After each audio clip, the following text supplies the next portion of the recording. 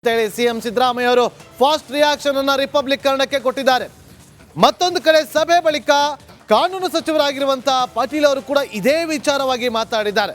ಇವತ್ತು high voltage meeting ನಲ್ಲಿ CM Siddaramaiah ಅವರು ಕಾನೂನು ಸಚಿವರು, ಗೃಹ ಸಚಿವರು ಹಾಗೆ ಕಂದಾಯ ಸಚಿವರ ಜೊತೆ ಸಭೆಯನ್ನ ಮಾಡ್ತಾರೆ.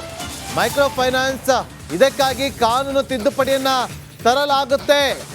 ರಿಪಬ್ಲಿಕ್ ಕನ್ನಡಕ್ಕೆ ಕಾನೂನು ಸಚಿವರಾಗಿರುವಂತಹ ಎಚ್.ಕೆ. ಪಾಟೀಲ್ ಅವರು ಹೇಳಿಕೆಯನ್ನ ಕೊಟ್ಟಿದ್ದಾರೆ.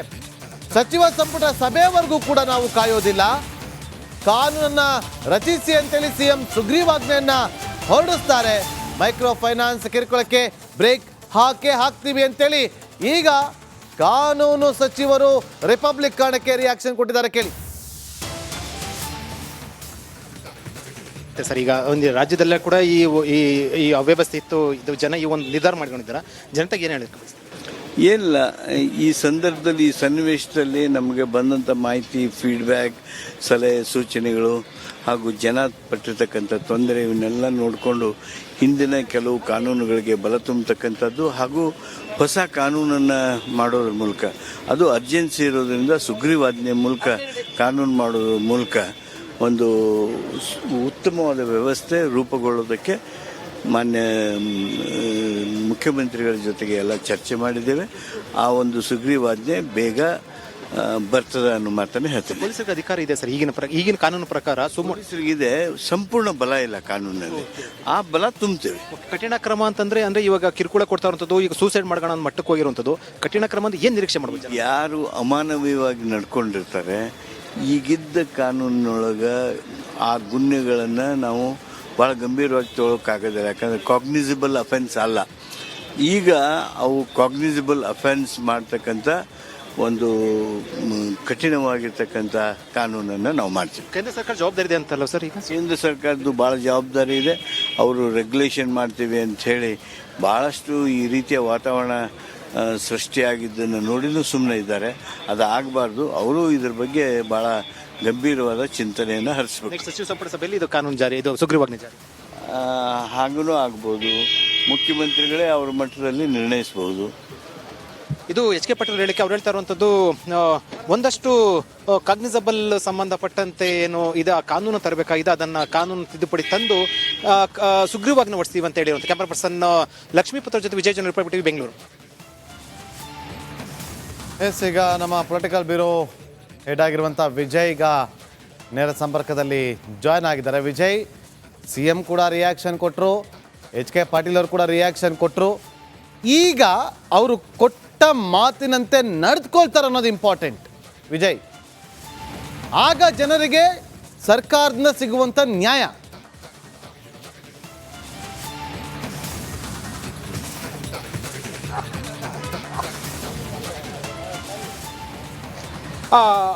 ನಾಗೇಂದ್ರ ಬಾಬು, ಖಂಡಿತವಾಗ್ಲೂ ಕೂಡ ಈಗ ಅನಿವಾರ್ಯ ಪರಿಸ್ಥಿತಿಯಲ್ಲಿ ಸರ್ಕಾರ ಇರುವಂಥದ್ದು. ಯಾಕೆಂತಂದ್ರೆ ಈಗ ಒಂದು ಮಹತ್ವದ ತೀರ್ಮಾನವನ್ನು ಕೂಡ ತೆಗೆದುಕೊಂಡಿರುವಂಥದ್ದು. ಇಡೀ ಕೇವಲ 1-2 ಜಿಲ್ಲೆ, 1-2 ತಾಲೂಕಲ್ಲ, ಇಡೀ ರಾಜ್ಯಾದ್ಯಂತ ಮೈಕ್ರೋ ಫೈನಾನ್ಸ್ ಹಾವಳಿ ಹೆಚ್ಚಿರುವಂಥದ್ದು. ಅಧಿಕೃತವಾಗಿ ಅವರು ಹೇಳಿದ ಪ್ರಕಾರ ಸುಮಾರು 1 ಕೋಟಿಗಿಂತ ಹೆಚ್ಚು ಗ್ರಾಹಕರು ಸಾಲವನ್ನು ತೆಗೆದುಕೊಂಡಿರುವಂಥದ್ದು. ಅಂದರೆ ಅದರಲ್ಲಿ ಎಷ್ಟು ಜನಕ್ಕೆ ಕಿರುಕುಳ ಆಗ್ತಾ ಇರಬಹುವಂಥದ್ದು. ಈ ಹಿನ್ನೆಲೆಯಲ್ಲಿ ಈಗ ಸುಗ್ರೀವಾಜ್ಞೆಯನ್ನು ಹೊರಡಿಸುವ ಸಂಬಂಧಪಟ್ಟಂತೆ ತೀರ್ಮಾನ ಆಗಿರುವಂಥದ್ದು. ಅಂದರೆ ಈಗಿರುವಂಥ ಕಾನೂನಿನಡಿಯಲ್ಲಿ ಕಿರುಕುಳ ಸಂಬಂಧಪಟ್ಟಂತೆ ತಪ್ಪಿಸೋದಕ್ಕೆ ಸಾಧ್ಯ ಇಲ್ಲ, ಕ್ರಮ ಕೈಗೊಳ್ಳೋದಕ್ಕೆ ಸಾಧ್ಯ ಇಲ್ಲ. ಈ ಹಿನ್ನೆಲೆಯಲ್ಲಿ ಒಂದಷ್ಟು ಕಾನೂನು ತಿದ್ದುಪಡಿ ತರಬೇಕಾಗುತ್ತೆ. ಕಾಗ್ನಿಬಲ್ಸ್ ಅಫೆನ್ಸ್ ಸಂಬಂಧಪಟ್ಟಂತೆ ಸೇರಿಸಬೇಕಾಗುತ್ತೆ. ಅದನ್ನು ಸೇರಿಸಿ ಇರುವಂಥ ಕಾನೂನನ್ನು ಬಲಪಡಿಸಿ ಪೊಲೀಸರಿಗೆ ದೂರು ದಾಖಲಿಸಿಕೊಳ್ಳುವುದರ ಜೊತೆಗೆ, ಸುಮೋಟ ದೂರು ದಾಖಲಿಸಿಕೊಳ್ಳುವ ಜೊತೆಗೆ ಕ್ರಮ ಕೈಗೊಳ್ಳುವಂತಹ ಅಧಿಕಾರವನ್ನು ಹೊಸ ಕಾನೂನಿನಡಿಯಲ್ಲಿ ನೀಡಿ ಸುಗ್ರೀವಾಜ್ಞೆ ತರುವುದಕ್ಕೆ ತೀರ್ಮಾನ ಆಗಿರುವಂಥದ್ದು. ಆದರೆ ಒಂದೊಂದು ಬಹಳ ಸ್ಪಷ್ಟ. ಮುಖ್ಯಮಂತ್ರಿ ಸಿದ್ದರಾಮಯ್ಯ ಅವರು ಖುದ್ದು ಅಖಾಡಕ್ಕೆ ಇಳಿದು ಅಂದರೆ ಎಂಟ್ರಿಯಾಗಿ ಅಧಿಕಾರಿಗಳು, ಸಚಿವರುಗಳೆಲ್ಲ ಸಭೆಯನ್ನು ನಡೆಸಿ ಮಹತ್ವದ ತೀರ್ಮಾನವನ್ನು ತೆಗೆದುಕೊಂಡಿರುವಂಥದ್ದು. ಅದರ ಪ್ರಕಾರ ಈಗ ಇವತ್ತು ಕಾನೂನು ಒಂದು ಫ್ರೇಮ್ ವರ್ಕ್ ರೆಡಿಯಾಗುತ್ತೆ. ಮುಂದಿನ ಸಚಿವ ಸಂಪುಟ ಸಭೆಯವರು ಕೂಡ ಕಾಯೋದಿಲ್ಲ. ಬಹುತೇಕವಾಗಿ ನಾಳೆನೇ ಅಥವಾ ನಾಡುದ್ದೇ ಕೂಡ ಮುಖ್ಯಮಂತ್ರಿ ಸಿದ್ದರಾಮಯ್ಯ ಅವರು ಇದನ್ನು ಸುಗ್ರೀವಾಜ್ಞೆಯನ್ನು ಹೊರಡಿಸುವ ಮೂಲಕ ಹೊಸ ಕಾನೂನ ಜಾರಿಗೆ ತರುವುದಕ್ಕೆ ತೀರ್ಮಾನ ಮಾಡಿರುವಂಥದ್ದು. ಆದರೆ ಒಂದಂತೂ ಬಹಳ ಸ್ಪಷ್ಟ. ಈ ಹೊಸ ಕಾನೂನಿನ ಮೂಲಕ ಅಂದರೆ ಸಂಪೂರ್ಣವಾಗಿ ಸಾಲ ವಸೂಲಾತಿ ಕೂಡ ನಿಲ್ಲಿಸಕ್ಕೆ ಸಾಧ್ಯ ಇಲ್ಲ. ಯಾರು ಜೆನ್ಯೂನ್ ಆಗಿ ಏನು ಸಾಲ ಸಂಬಂಧಪಟ್ಟಂತೆ ಕಿರುಕುಳ ಅನುಭವಿಸ್ತಾ ಇದ್ದಾರೆ ಅವರ ಸಂಬಂಧಪಟ್ಟಂತೆ ದೂರು ಕೊಟ್ಟರೆ ಅದರ ವಿರುದ್ಧ ಕ್ರಮ ಕೈಗೊಳ್ಳುವಂತಹ ನಿರ್ಧಾರವನ್ನು ಕಾನೂನನ್ನು ಸಿದ್ಧಪಡಿಸುವಂಥದ್ದು ಈಗಾಗಲೇ ಕೂಡ ಆಂಧ್ರ ಪ್ರದೇಶದಲ್ಲಿ ಕಾನೂನು ಇರುವಂಥದ್ದು ನಾಗೇಂದ್ರ ಬಾಬು, ಅದನ್ನು ಕೂಡ ಸ್ಟಡಿ ಮಾಡಿರುವಂಥದ್ದು. ಅದೇ ಮಾದರಿಯಲ್ಲಿ ಕಾನೂನು ಬರುತ್ತಾ ಅಥವಾ ಬೇರೆ ಒಂದಷ್ಟು ಅಂಶಗಳನ್ನು ಸೇರಿಸಿ ಕಿರುಕುಳ ತಪ್ಪಿಸುವ ನಿಟ್ಟಿನಲ್ಲಿ ಒಂದು ಕಾನೂನು ತರ್ತಾರ ಅನ್ನೋದು ಕಾದು ನೋಡಬೇಕು. ಆದರೆ ಒಂದೊಂದು ಬಹಳ ಸ್ಪಷ್ಟ, ಹೊಸ ಕಾನೂನು ತರುವುದ ನಿರ್ಧಾರ ಆಗಿರುವಂಥ ಹಿನ್ನೆಲೆಯಲ್ಲಿ ಈಗ ಏನು ಕಿರುಕುಳ ಅನುಭವಿಸ್ತಾ ಇದ್ದಾರೆ ಅದು ತಪ್ಪಿಸುವಂತಹ ಸಾಧ್ಯತೆ ಹೆಚ್ಚಿರುವಂಥದ್ದು Nagendra Babu. Okay, thank you Vijay ನಿಮ್ಮೆಲ್ಲ ಮಾಹಿತಿಗಾಗಿ.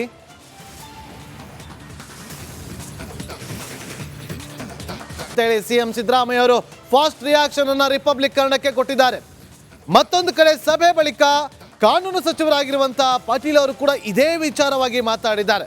ಇವತ್ತು ಹೈ ವೋಲ್ಟೇಜ್ ಮೀಟಿಂಗ್ನಲ್ಲಿ ಸಿಎಂ ಸಿದ್ದರಾಮಯ್ಯ ಅವರು ಕಾನೂನು ಸಚಿವರು, ಗೃಹ ಸಚಿವರು ಹಾಗೆ ಕಂದಾಯ ಸಚಿವರ ಜೊತೆ ಸಭೆಯನ್ನ ಮಾಡ್ತಾರೆ. ಮೈಕ್ರೋ ಫೈನಾನ್ಸ್ ಇದಕ್ಕಾಗಿ ಕಾನೂನು ತಿದ್ದುಪಡಿಯನ್ನ ತರಲಾಗುತ್ತೆ. ರಿಪಬ್ಲಿಕ್ ಕನ್ನಡಕ್ಕೆ ಕಾನೂನು ಸಚಿವರಾಗಿರುವಂತಹ HK ಪಾಟೀಲ್ ಅವರು ಹೇಳಿಕೆಯನ್ನ ಕೊಟ್ಟಿದ್ದಾರೆ. ಸಚಿವ ಸಂಪುಟ ಸಭೆಯವರೆಗೂ ಕೂಡ ನಾವು ಕಾಯೋದಿಲ್ಲ, ಕಾನೂನನ್ನ ರಚಿಸಿ ಅಂತೇಳಿ ಸಿಎಂ ಸುಗ್ರೀವಾಜ್ಞೆಯನ್ನ ಹೊರಡಿಸ್ತಾರೆ.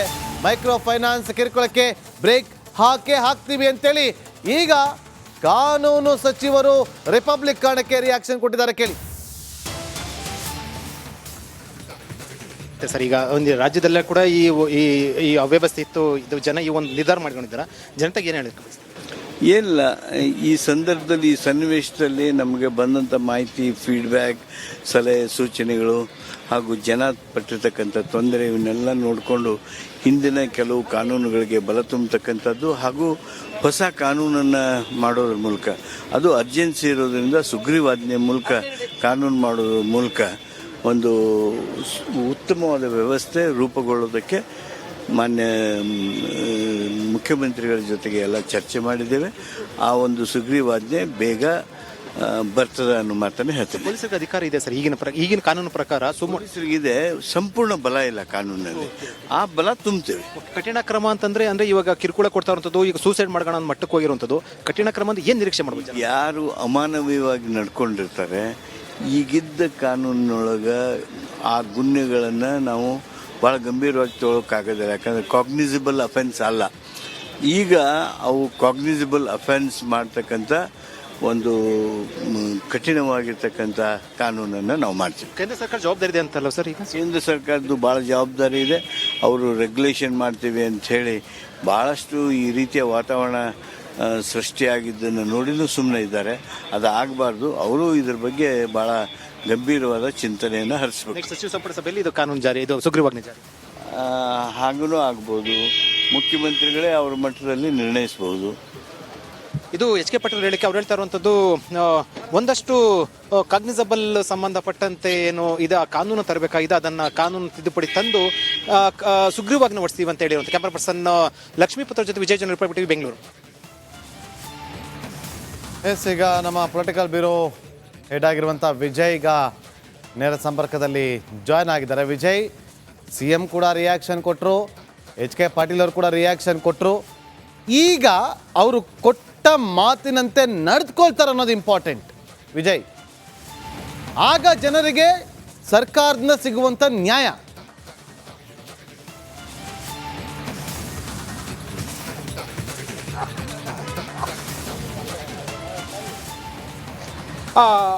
ನಾಗೇಂದ್ರ ಬಾಬು, ಖಂಡಿತವಾಗ್ಲೂ ಕೂಡ ಈಗ ಅನಿವಾರ್ಯ ಪರಿಸ್ಥಿತಿಯಲ್ಲಿ ಸರ್ಕಾರ ಇರುವಂಥದ್ದು. ಯಾಕೆಂತಂದ್ರೆ ಈಗ ಒಂದು ಮಹತ್ವದ ತೀರ್ಮಾನವನ್ನು ಕೂಡ ತೆಗೆದುಕೊಂಡಿರುವಂಥದ್ದು.